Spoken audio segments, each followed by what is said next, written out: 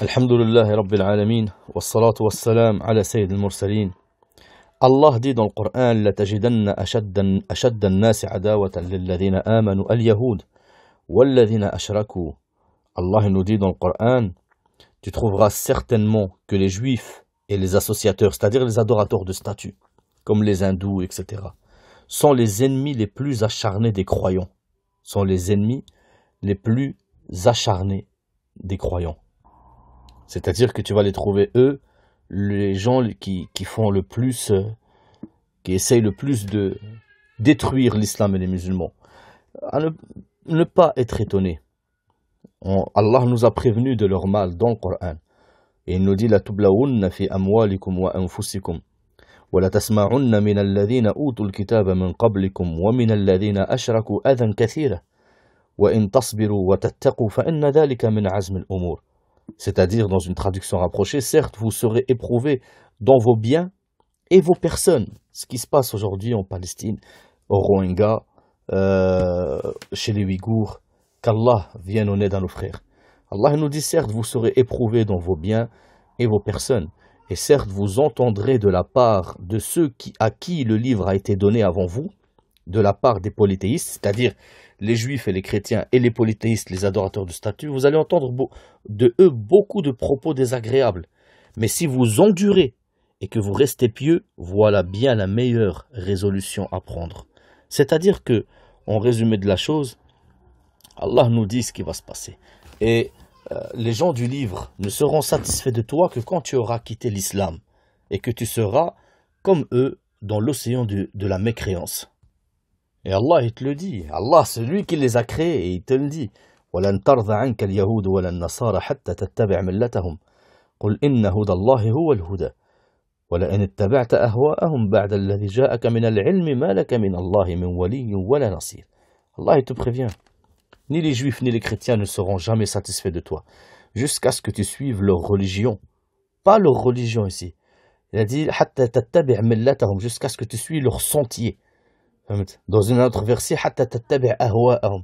Et dans le verset d'après, il a dit وَلَئِنِ اتَّبَعْتَ أَهْوَاءَهُمْ, si tu suis leur passion. Il n'a pas dit leur religion, parce qu'ils ont modifié leur religion.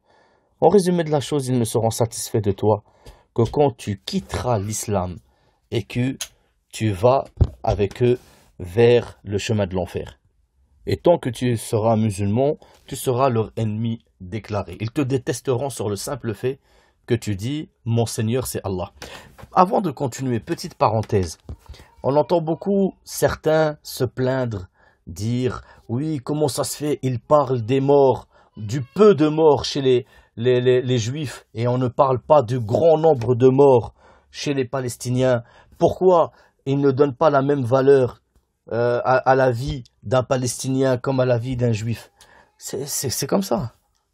Ils ont pour habitude de cacher la vérité et de déguiser le mensonge en vérité. Allah il le dit dans le Coran: Ya ahl al-kitab lima talbisuna al-haqqa bil-batil wa taktumuna al-haqqa wa antum ta'lamun. Oh, vous les gens des livres, pourquoi vous habillez le faux en vrai et vous cachez la vérité alors que vous savez la réalité? Donc, ne soyez pas étonnés par rapport à ça. C'est une chose que Allah Azza wa Jal nous a dit dans le Coran. Et si on revient dans le Coran, on voit qui sont les ennemis d'Allah et les ennemis de l'islam et des musulmans, forcément, et on voit la solution. Parce que malheureusement, on est obligé de faire cet audio, parce qu'on voit beaucoup sortir dans les rues, faire des manifestations. Maintenant, moi, je dis une chose. J'appelle mes frères à une chose. Trouvez-vous logique que si on veut que Allah nous sauve, que les mosquées à l'heure du Fajr soient vides et que les rues pendant la manifestation soient pleines? Est-ce que pour vous c'est logique? Si vous voulez que Allah il nous sauve, c'est vers Allah qu'il faut aller, pas vers les médias. Les médias vont absolument rien faire pour nous, voire seulement nous enfoncer encore plus. On voit d'autres chanter des chansons, passer à la télé en chantant des chansons, etc. Et c'est ça qui va sauver la Palestine, vos chansons et vos cris dans la rue, et en attendant les mosquées sont vides. Est-ce que quelqu'un a un doute que le seul qui peut nous sortir de cette situation, le seul qui peut nous sauver, c'est Allah? Le seul. Et subhanallah, cette situation exactement, elle est citée dans le Coran. Elle est citée, wallah, ouvrez Surat al-Hajj. Ouvrez Surat al-Hajj et commencez à lire à partir du verset 39. Écoutez bien et attentivement. Allah, il nous dit pourquoi les kuffars nous attaquent et comment être sauvés. Wallah, il y a tout dans le Coran. Il y a tout dans le Coran. Écoutez. Allah dit dans Surat al-Hajj أذن للذين يقاتلون بأنهم ظلموا وإن الله على نصرهم لقدير الذين أخرجوا من ديارهم بغير حق إلا أن يقولوا ربنا الله ولولا دفع الله الناس بعضهم ببعض لهدمت صوامع وبيع وصلوات ومساجد يذكر فيها اسم الله كثيرا ولينصرن الله من ينصره إن الله لقوي عزيز الذين إن مكناهم في الأرض أقاموا الصلاة وآتوا الزكاة وأمروا بالمعروف ونهوا عن المنكر ولله عاقبة الأمور. Subhanallah, wallah, exactement la situation que vivent nos frères en Palestine. D'accord? Allah, il dit, il est autorisé et donné à ceux qui sont attaqués de se défendre, comme les Palestiniens. Aujourd'hui, on voit, ça fait des années, je crois, juste les 10 dernières années, il y a eu plus de 6000 morts chez les Palestiniens. Les militaires juifs les tuent. Wallah, et carrément, ça c'est l'ONU, hein, ça c'est les rapports de l'ONU. Carrément, il a été découvert qu'ils tiraient avec des balles explosives dans la tête des enfants et des femmes. Donc ils vont sur un terrain en Palestine, ils tuent la famille ou ils les sortent, ils leur disent c'est plus ta maison, c'est la mienne. Imaginez-vous, c'est un apartheid, clairement. Donc, Allah leur a autorisé à se défendre. Il leur a autorisé, mais avec des conditions. Parce que vraiment, ils sont lésés. Et Allah est certes capable de les secourir. Allah te dit, si vraiment vous êtes lésés, vous pouvez vous défendre. Car Allah, c'est lui qui il est capable de les sauver. Ce qui veut dire ceux qui ont été expulsés de leur demeure avec injustice, contre toute justice, exactement ce qui se passe en Palestine. Simplement parce qu'ils disent Allah est notre Seigneur. Écoute bien, Allah il dit on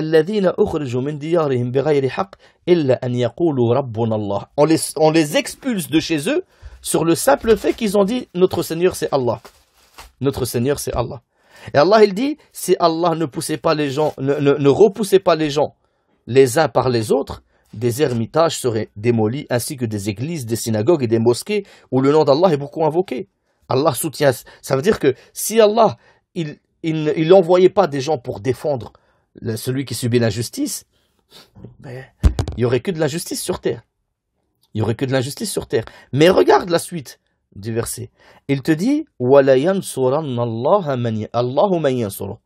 et Allah va soutenir, sauvegarder, sauver celui qui le sauve. Toi, tu ne peux pas sauver Allah. Allah, il n'a pas besoin de nous. Mais qu'est-ce qui veut dire celui qui le sauve? Yani celui qui sauve la charia d'Allah, la religion d'Allah. Ça veut dire que tu sauves, tu préserves, tu soutiens la charia en toi, dans ta famille, dans ta maison. Tu appelles au bien, etc. C'est pas toi.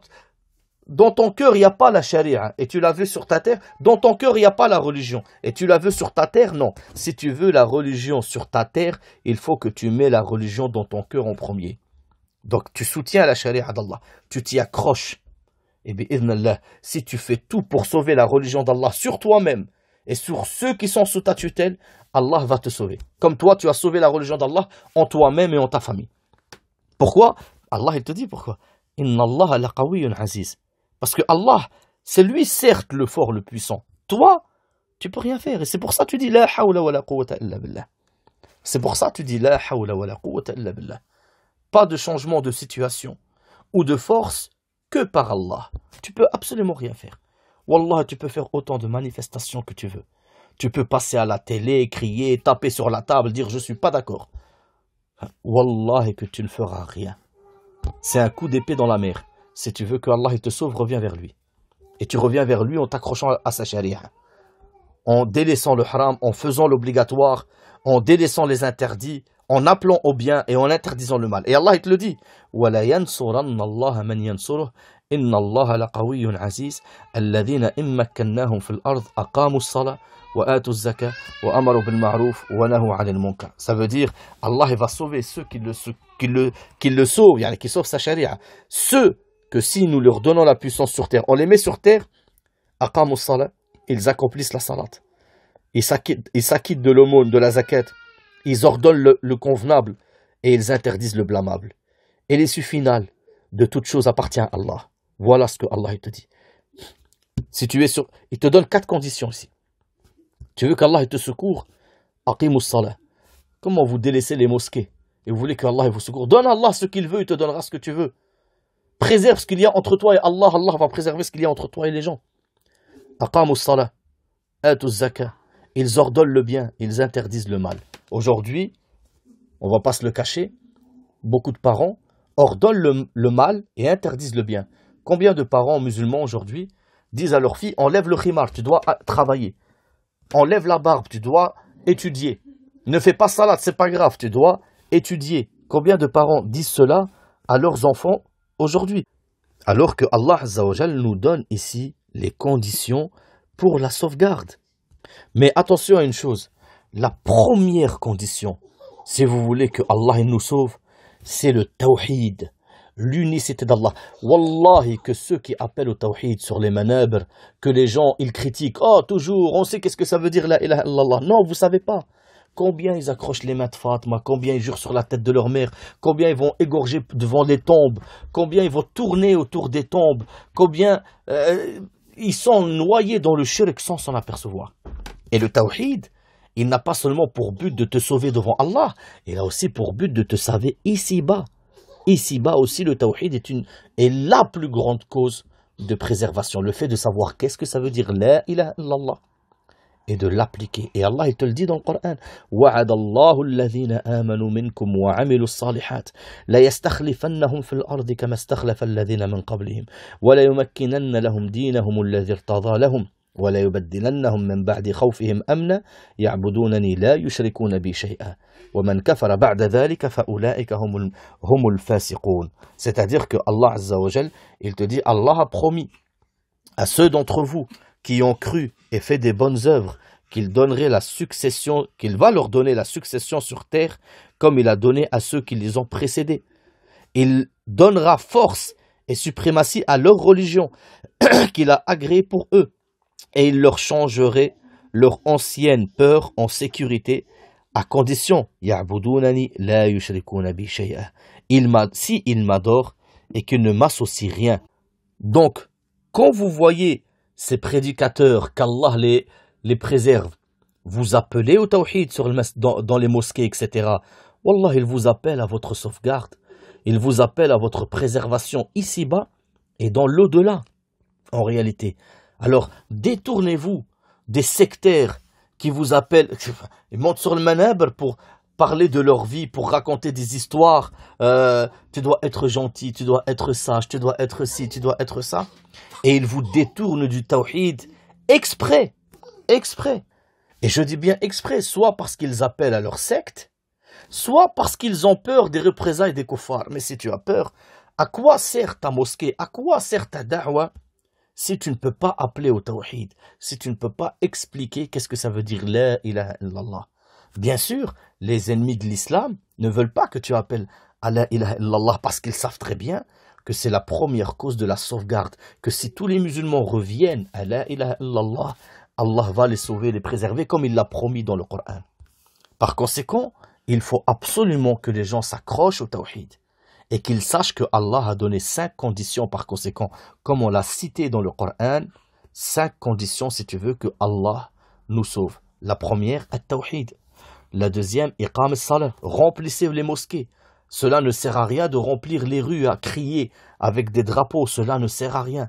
Si Allah nous a touchés par une épreuve, il est le seul qui peut nous enlever cette épreuve. Remplissez les mosquées, remplissez les assises de science. At-tawhid, iqam as-salah, ita az-zakat, le fait de donner zakat. Al-amr bil ma'rouf, ordonnez le bien, ordonnez à vos enfants de craindre Allah. Faites passer Allah avant tout. Ne délaissez plus Allah pour vos écoles, pour vos études, pour vos emplois. Délaissez vos écoles pour Allah, c'est Allah qui donne. Avez-vous un doute là-dessus? C'est Allah qui donne. Innama indallah la yunalu bil haram. Ce qu'il y a auprès d'Allah, vous ne l'atteindrez jamais par le haram. C'est Allah qui a créé le rizq. Et c'est Allah al-Razzaq. Fais confiance à Allah. Il te donnera comme il donne à l'oiseau. Il descend de son nid. Il est affamé. Il remonte rassasié. Accrochez vos cœurs à Allah. Revenez à Allah. Faites confiance à Allah. Ceci est un manque de confiance en Allah. Et un moindrissement du tawhid quand tu enlèves ton voile pour aller travailler, quand tu délaisses ta prière pour aller travailler, quand tu enlèves ta barre pour aller travailler. Wallah, que ce qui donne la force, c'est l'islam. Il ne réparera les derniers de cette communauté que ce qui a réparé les premiers. Et sachez que c'est la religion qui donne la force. Wallah, c'est la religion qui donne la force. Allah, il est fort et c'est lui qui donne la force. Plutôt la force de foi, la force de la foi, la force de ton cœur, elle va donner cette force à ton corps. Ton cœur s'affaiblit par les péchés. Par conséquent, ça affaiblit ton corps. Regarde les sahaba. Dans la guerre de Uhud, le prophète sallallahu alayhi wa sallam, il leur dit ne descendez pas de la montagne. Ils sont descendus de la montagne. Un seul péché, une seule transgression, ils ont perdu la guerre. Regarde l'autre côté. Des sahaba sont partis combattre un peuple. Il y avait entre eux et les sahaba, il y avait un lac profond.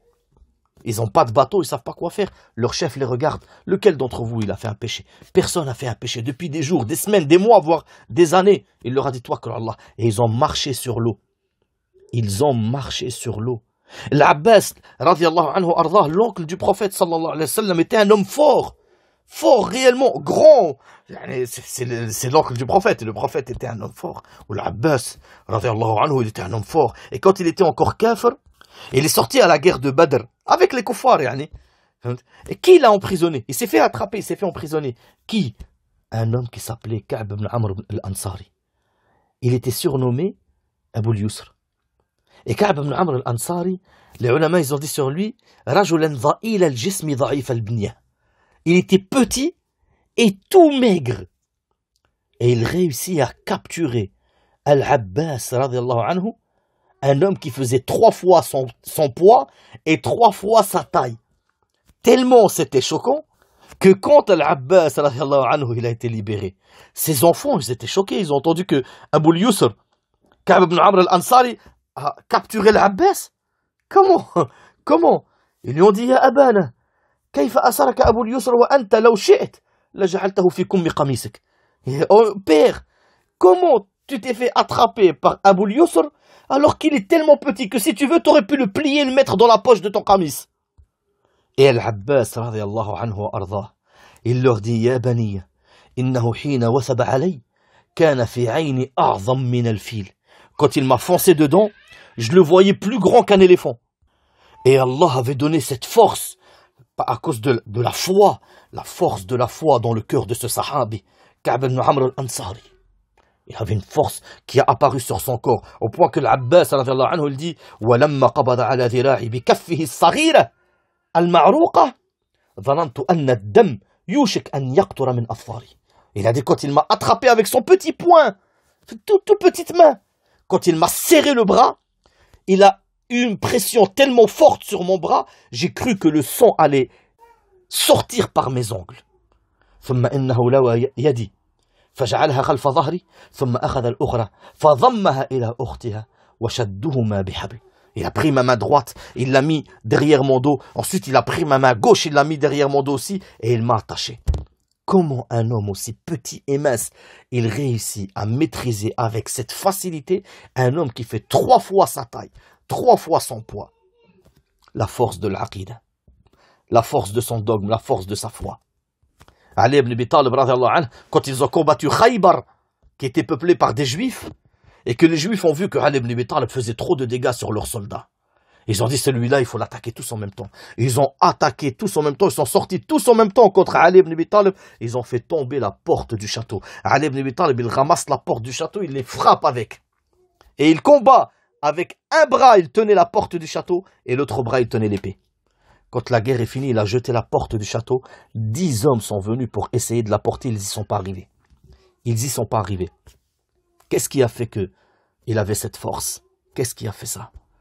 La foi, la force de la religion dans leur cœur leur a donné une force physique miraculeuse. Par conséquent, ce n'est pas avec les chansons, avec la musique, avec les manifestations dans la rue, avec le fait de paraître devant les médias des koufars qui ne cherchent qu'à démolir l'islam et les musulmans, ce n'est pas avec tout ça qu'on va réussir à faire quoi que ce soit pour nos frères palestiniens, mais plutôt par le fait de revenir vers Allah. Et sachez que tous les musulmans vivant chez les koufars, eh bien, ils seront un jour ou l'autre atteints par ce qui atteint nos frères palestiniens. D'où l'importance et l'obligation de la hijra. Qu'Allah sauve nos frères palestiniens, qu'Allah sauve les enfants de la Palestine, les femmes de la Palestine, les hommes de la Palestine, contre leurs tyrans barbares et criminels. Qu'Allah les sauve et qu'Allah les préserve. Subhanakallahumma wa bihamdik, ashhadu an la ilaha illa ant, astaghfiruka wa atubu ilayk.